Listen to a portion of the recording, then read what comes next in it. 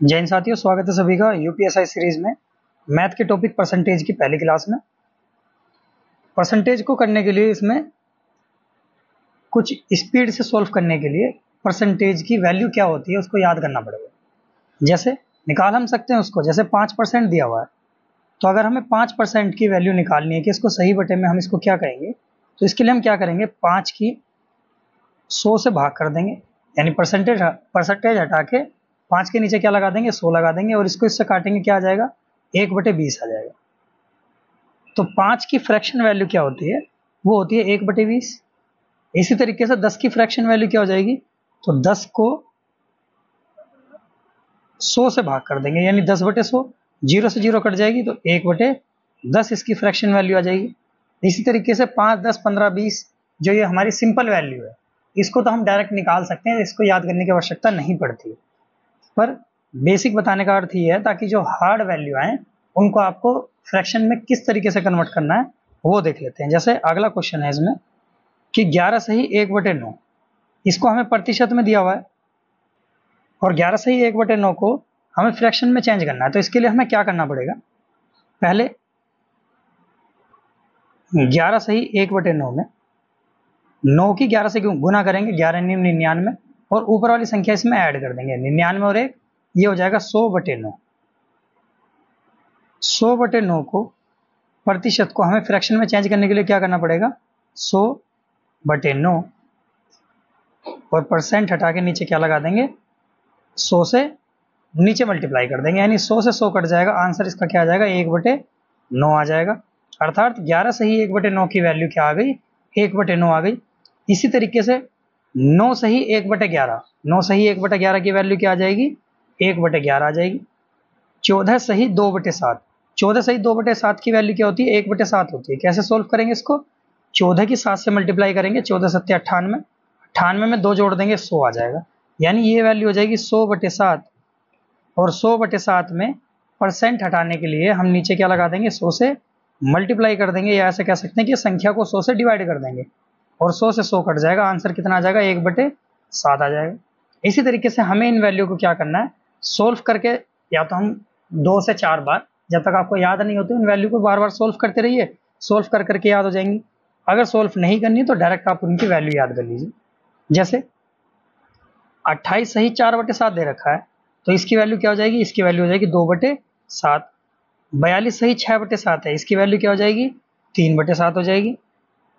अगला है 8 सही 1/3, 8 सही 1/3 की वैल्यू क्या होती है, 1/12 होती है। सोल्व कैसे करेंगे इसको, 8 तिया 24, 24 और 1 25, 25/3 को हम 100 से डिवाइड करेंगे, आंसर 25 से 100 4 बार में कट जाएगा, और 1 4 तिया 12, यानी 1/12 इसका मान हो जाएगा। अगला है 16 सही 2/3, 16 सही 2/3 की वैल्यू क्या होगी, 1/6 होगी। इसको सोल्व कैसे करेंगे, 16 ती 48, 48 और 2 50, यानी 50/3 इसकी वैल्यू आ जाएगी। और परसेंटेज हटाने के लिए नीचे हम क्या करेंगे, 100 से डिवाइड कर देंगे, 50 दूनी 100, 2 बार में कट रहा है, यानी 3 की 2 से मल्टीप्लाई करने के बाद आंसर क्या आ जाएगा, 1/6 इसका सही आंसर हो जाएगा। अगला है 57 सही 1/7%, तो 57 सही 1/7% का क्या हो जाएगा, 4/7 हो जाएगा।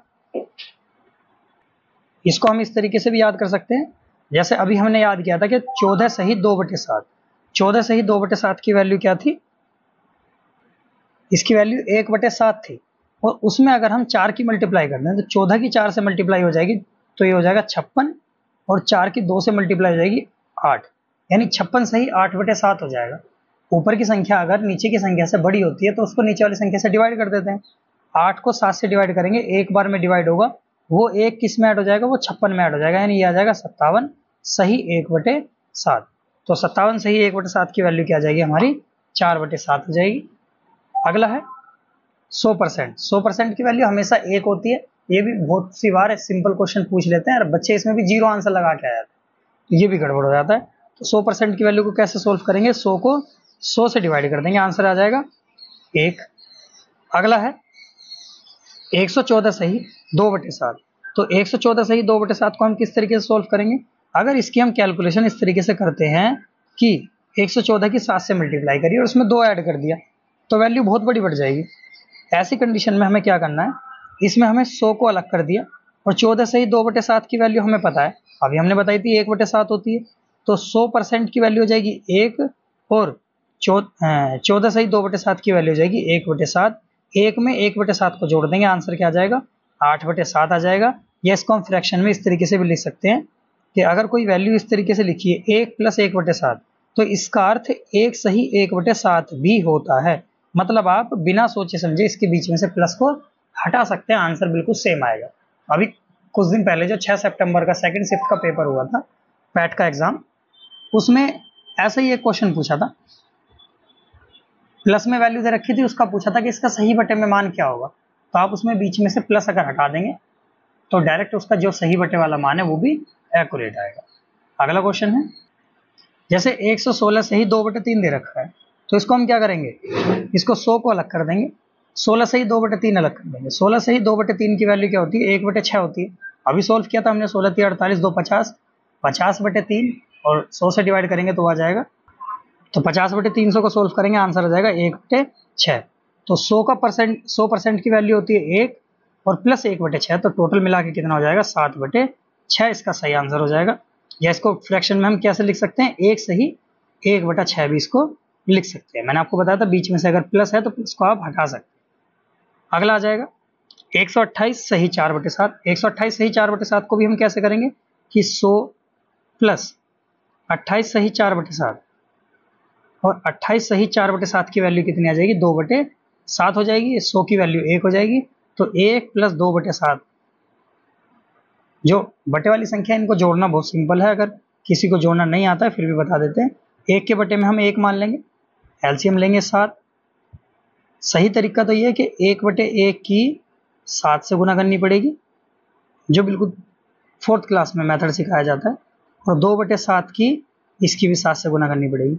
अगर किसी को एलसीएम वाली जो संख्या है, जो बटे वाली संख्या है, इनको जोड़ने में दिक्कत आती है, तो आप सभी को इन तरीके से कीजिए, 2 से 3 बार में आपको ये तरीका समझ में आ जाएगा, जिसको अगर नहीं समझ में आ रहा है तो।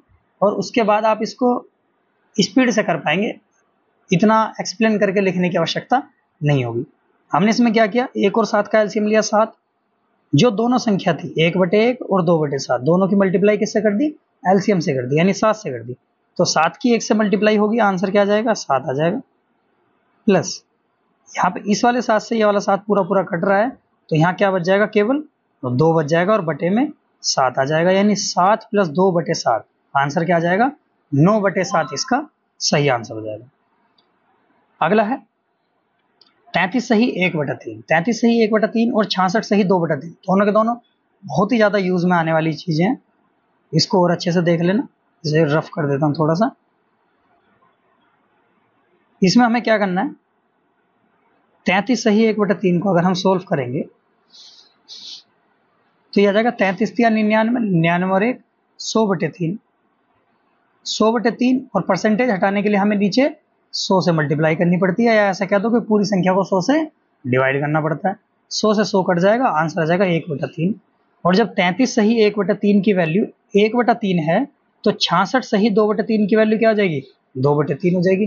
याद करना इतना हार्ड नहीं है। 25% 100वें हिस्से का चौथाई होता है 25, तो इसलिए इसका क्या आ जाएगा, 1/4 आ जाएगा। या ऐसे बोल दो कि 25 को 100 से डिवाइड किया, आंसर क्या आ गया, 1/4 आ गया। इसी तरीके से 75वां हिस्सा जो होता है, जैसे 50 होता है 100 का आधा होता है, तो ये हो गया 1/2। 75 जो होता है 100 का 3/4वां हिस्सा होता है। वो कैसे होता है कि 75 को आप 100 से डिवाइड कर दो, 75 को 100 से डिवाइड करेंगे तो कितनी बार में कटेगा, 25 या 75, और 25 चौका 100, यानी आंसर आ गया 3/4। ये भी याद करने वाली चीजें हैं। आगे देखते हैं।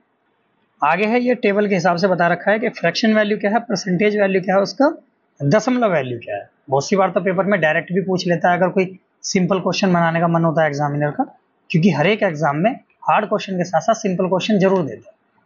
तो जैसे 1% है, 1% का मतलब क्या हो गया, 100, आधा परसेंट यानी 1/2, इसकी वैल्यू क्या हो जाएगी, 50%। 3/2, 3/2 का मतलब हो गया 150%। 3/2 का मतलब भी 1.5 होता है। 1/3 की वैल्यू हो गई 33 सही 1/3%, या 33.33%। जो पॉइंट के बाद वाली संख्या होती है उनको दशमलव के बाद एक एक संख्या करके बोला जाता है। 2/3 की वैल्यू हो जाएगी 66 सही 2/3% या 66.67%। एक्चुअल में इसकी वैल्यू होती है 66.6666 और ये अनगिनत होती है यानी अशांत होती है। बट इसको क्या करते हैं, जब कोई संख्या पॉइंट के बाद वाली संख्या अगर 5 से अधिक है तो उससे पहले वाली संख्या में 1 प्लस करके आगे की सभी संख्याओं को खत्म कर दिया जाता है। यानी इन सभी संख्याओं को खत्म करने के लिए हमें क्या करना पड़ेगा, जिससे पहले वाला 6 है इसमें 1 जोड़ना पड़ेगा, यानी क्या हो जाएगा 66.67% इसका आंसर हो जाएगा। अगला है 4/3।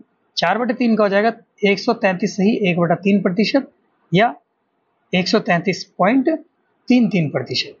1/4 का हो जाएगा 25%, 3/4 का हो जाएगा 75%, 5/4 का हो जाएगा 125%, 1/5 का हो जाएगा 20%, 1/6 का हो जाएगा 16 सही 2/3% या 16.67%। आगे है 5/6। 5/6 का होगा 83 सही 1/3% या 83.33%। 7/6 का हो जाएगा 116 सही 2/3% या 116.67%। 1/7 का हो जाएगा 14 सही 2/7% या 14.28%। 2/7 का हो जाएगा 28 सही 4/7% या 28.57%। 3/7 का हो जाएगा 42 सही 6/7% और 42.85%। 4/7 हो जाएगा 57 सही 1/7 या 57.1428। आगे है 5/7।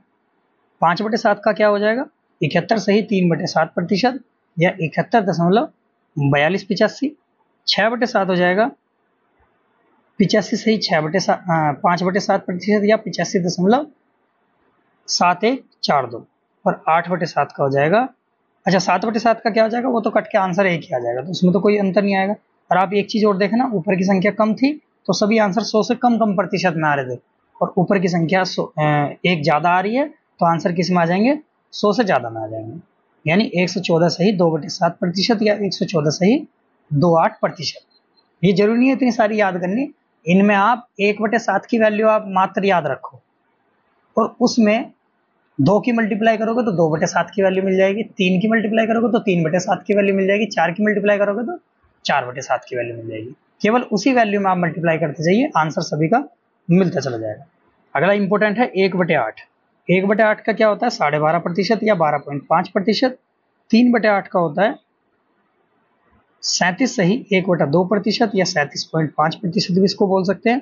5/8 का होता है 62 सही 1/2% या 62.5%। अगला है 7/8। 7/8 का हो जाएगा 87 सही 1/2% या 87.5% और 9/8 का हो जाएगा 112 सही 1/2% या 112.5%। 1/9। 1/9 की वैल्यू मैंने अभी सोल्व करके बताई थी कि इसकी क्या करेंगे, हम डायरेक्ट 100 से मल्टीप्लाई कर देंगे। 100 से मल्टीप्लाई कर देंगे तो ये क्या हो जाएगा 100/9 हो जाएगा, और 100 से 9 बार में काटेंगे कितना आ जाएगा 11×99, 1 बच जाएगा, तो 11 सही 1/9% इसका आंसर आ जाएगा या 11.11 इसका प्रतिशत आ जाएगा। अगला है 2/9 में भी इसकी 2 से मल्टीप्लाई कर देंगे तो ये जाएगा 22 सही 2/9 या 22.22%। 4 से मल्टीप्लाई करेंगे तो ये हो जाएगा 44 सही 4/9 और 44.44%। 5 से मल्टीप्लाई कर देंगे तो ये क्या आ जाएगा 55 सही 5/9% या 55.55%। अगला है 7 से इसकी मल्टीप्लाई करेंगे, ये आ जाएगा 77 सही 7/9% या 77.77% और 8/9 की वैल्यू आ जाएगी 88 सही 8/9% या 88.88%। अगला है 10/9। 10/9 की वैल्यू क्या आ जाएगी 111 सही 1/9। इसमें क्या है, हमने 100 को ऐड कर दिया एक तरीके से। आप 11 सही 1/9 में 100 को ऐड कर दोगे 111 सही 1/9 आ जाएगा। 100 यानी हमने 1/9 में 1 को ऐड कर दिया, बात तो वही आ जाएगी। 1/9 में 1 को ऐड करेंगे तो 9 1 9 और 1 10/9, वैल्यू वही है 111.11%। अगला है 1/10 की वैल्यू तो 10% होती है। 1/11 की वैल्यू हो जाएगी 9 सही 1/11 या 9.09%। 5/11 हो जाएगा, इसकी 5 से मल्टीप्लाई कर देंगे तो 9 पंजे 45 सही 5/11 या 45.45। 7/11 की वैल्यू हो जाएगी 63 सही 7/11 या 63.63। 10/11 में हो जाएगा 90 सही 10/11 या 90.90। आगे है 1/12। 1/12 की वैल्यू क्या होगी, इसकी आप 100 से मल्टीप्लाई करके देख लो, पहले पता चल जाएगी। यानी 12 को 100 से मल्टीप्लाई करेंगे तो कितनी बार में कटेगा, 8 सही 1/3 या 8.33% इसका आंसर हो जाएगा। अगला रहेगा 5/12, इसकी 5 से मल्टीप्लाई कर देंगे तो 8 पंजे 40 और 1 की 5 से मल्टीप्लाई करेंगे तो 5/3 हो जाएगा, यानी ऊपर की संख्या बड़ी हो जाएगी।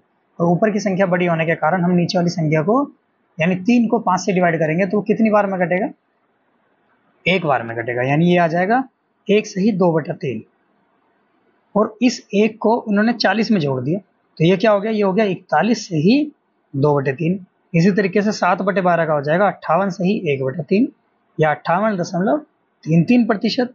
11/12 का हो जाएगा 91 सही 2/3 या 91.67%। 1/13 का हो जाएगा 7 सही 9/13 या 7.69% और 1/14 का हो जाएगा 7 सही 1/7% या 7.14%। आगे है 1/15। 1/15 की वैल्यू क्या हो जाएगी, 6 सही 2/3% या 6.67%। 4/15 की हो जाएगी 26 सही 2/3 या 26.67। 1/16 की हो जाएगी 6 सही 1/4% या 6.25। 3/16 की हो जाएगी 18 सही 3/4 या 18.75 और 1/17 की हो जाएगी 5 सही 15/17 या 5.88 और 1/18 की हो जाएगी 5 सही 5/9 या 5.55%। 1/19 की हो जाएगी 5 सही 5/19 या 5.26 और 1/20 की वैल्यू हो जाएगी केवल 5%। इसी प्रकार 1/21 की वैल्यू हो जाएगी 4 सही 16/21 या 4.76। 1/22 की हो जाएगी 4 सही 6/11 या 4.5454। 3/22 की हो जाएगी 59 सही 1/11 या 59.09। 1/23 की हो जाएगी 4 सही 8/23 या 4.34%। 1/24 की हो जाएगी 4 सही 1/6% या 4.167%। 1/25 तो होता है 4%। 24/35 हो जाएगा 68 सही 4/7 या 68.5714% और 13/36 होता है 36 सही 1/9% या 36.11%। ये कुछ इंपॉर्टेंट जो फ्रैक्शन वैल्यू थी उनका परसेंटेज में और परसेंटेज क्या फ्रैक्शन में बहुत ज़्यादा पेपर में यूज़ पड़ती हैं, तो उस टाइम पे हमें क्या है कैलकुलेशन करनी पड़ती है। कैलकुलेशन की वजह से टाइम चला जाता है। अगर आपको इसकी डायरेक्ट वैल्यू याद है एक बार में तो यूज़ याद होंगी नहीं, बाकी 2 से 3 बार आप हर एक वैल्यू को प्रयोग में ला दोगे तो उसके बाद ये सारी चीज़ें खुद से याद हो जाएंगी। और मैथ केवल प्रैक्टिस का ही खेल है, प्रैक्टिस जितनी अच्छी होगी उतना ही मैथ अच्छा होता चला जाएगा। चलिए, जैसे अब इसमें है कुछ चीज़ों को जैसे हमें चेंज करना, जैसे 1/4 है तो 1/4 का हमने 25% लिखवाया था। कैसे लिखवाया कि 1/4 इसकी गुना 100 से कर दी, तो 4 को 100 से डिवाइड करेंगे आंसर क्या आ जाएगा 25% आ जाएगा। जैसे 2/4 है तो 2/4 का क्या हो जाएगा 1/4 में अगर हम मल्टीप्लाई 2 की कर दें, वैसे तो हम 2/4 को भी सोल्व कर सकते हैं, बट अगर हमें नहीं करना हो केवल उसको वैसे ही निकालना हो संख्या को, तो 2/4 की वैल्यू क्या हो जाएगी 2/4 की वैल्यू हो जाएगी यानी 25 की 2 से मल्टीप्लाई कर दी, तो 25 की 2 से मल्टीप्लाई करती है आंसर क्या आ जाएगा हमारा 50% आ जाएगा। इसी तरीके से 3/4 निकालने के लिए हमने क्या किया 1/4 की 3 से मल्टीप्लाई कर दी, इसलिए 25 से भी क्या करनी पड़ेगी 25 की भी 3 से मल्टीप्लाई करनी पड़ेगी और 25 की 3 से मल्टीप्लाई कर देंगे तो आंसर आ जाएगा 75। 4/4 की वैल्यू आपको पता ही है, 4/4 मतलब तो एक ही होता है या 100% होता है। 5/4 की वैल्यू के लिए हम क्या करेंगे कि 1/4 में 5 की मल्टीप्लाई कर देंगे, तो 25 में 5 की मल्टीप्लाई कर देंगे, आंसर क्या आ जाएगा 125% आ जाएगा। इसी तरीके से कुछ ये जीरो वाली कैलकुलेशन, मान लीजिए कि आपको कहा गया कि 1000 और इसका 10% निकालना है, तो गुना 10/100।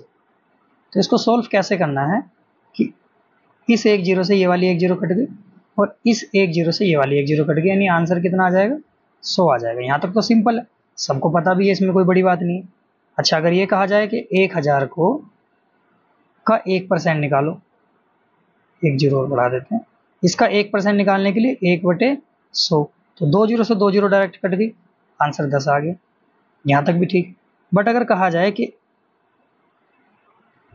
100.0 है, हालांकि इसको हम 100 भी कह सकते हैं और पेपर में घुमाने के लिए दे देता है कि 100.0 है, इसका 10% निकालना है, तो इसके 10% के लिए हमें क्या करेंगे 10/100। एक जीरो से ये एक जीरो ये कट गई और इस एक जीरो से ये वाली जीरो नहीं काटनी है, ये वाली करनी है पॉइंट के बाद वाली। ठीक, तो आंसर क्या आ जाएगा, क्योंकि पॉइंट के बाद जीरो की वैल्यू नहीं होती, इस वाली की जो पॉइंट के बाद ये वाली जीरो थी इसकी कोई वैल्यू नहीं होगी, केवल इसको 100 माना जाएगा और 100 की एक जीरो काटेंगे, आंसर आ जाएगा इसका 10। इसी तरीके से जैसे आगे अगला क्वेश्चन हमें दे रखा है कि 10.00 है और इसका हमें 1% निकालना है, तो 1/100 कैसे सोल्व करेंगे हम इसको, पॉइंट के बाद वाली जो 2 जीरो है इनकी कोई वैल्यू नहीं होगी और एक जीरो से केवल एक जीरो कट जाएगी, यानी इसका आंसर जो है 1/10 इसका आंसर हो जाएगा। ये हो जाएगा 1/10 और इसका आंसर क्या आया था हमारा, इसका आंसर आया था केवल 10। ठीक है, तो इसी तरीके से आपकी मैथ की परसेंटेज की जितनी भी क्लास होंगी 1 बाय 1 सभी पर डे के हिसाब से मिलती रहेंगी। हर एक सब्जेक्ट की वीडियो भी मिल जाएगी आपको इस चैनल पे, प्लेलिस्ट में सभी वीडियो मिलती रहेंगी। तब तक के लिए धन्यवाद। जय हिंद, जय भारत। मिलते हैं नेक्स्ट क्लास में। Bye bye.